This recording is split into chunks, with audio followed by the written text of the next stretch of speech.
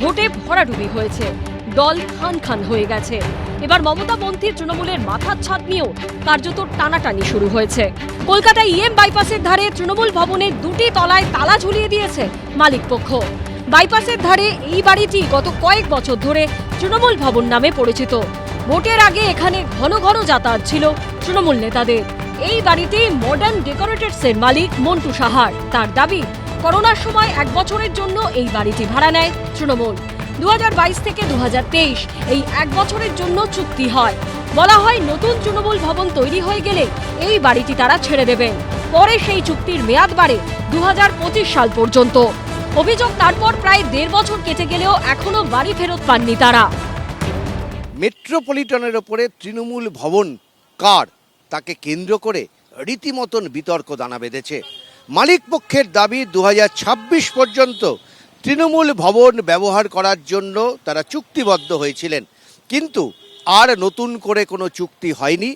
তারা ইতিমধ্যেই থানাতে চিঠি দিয়ে তৃণমূল ভবন খালি করবার জন্য আর্জি জানিয়েছেন। মালিক সেটা হচ্ছে ভুল তথ্য।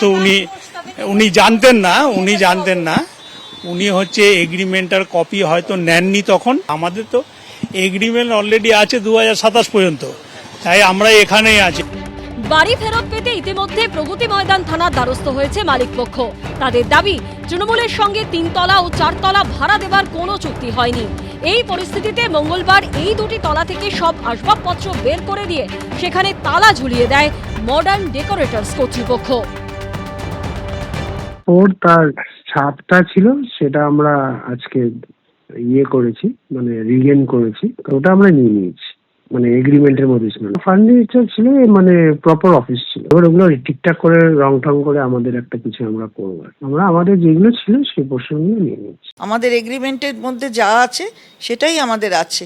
উনি যেটা বলছিলেন যে আমরা মানে জোর করে দখল করে আছি, সেটা সঠিক নয়।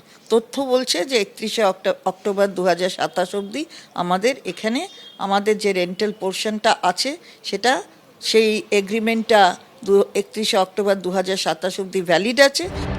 দিল্লিতেও ঘরছাড়া হতে চলেছে মমতাপন্থী তৃণমূল। বিজয়ী সাংসদ পার্থ ভৌমিকের বাংলো থেকে অফিস সরাতে হয়েছে তৃণমূল কংগ্রেসকে। কলকাতাতেও তাদের মাথা ব্যথা বাড়ছে। উজ্জ্বল মুখোপাধ্যায়ও হিন্দুলদের রিপোর্ট, এবিপি আনন্দ, কলকাতা।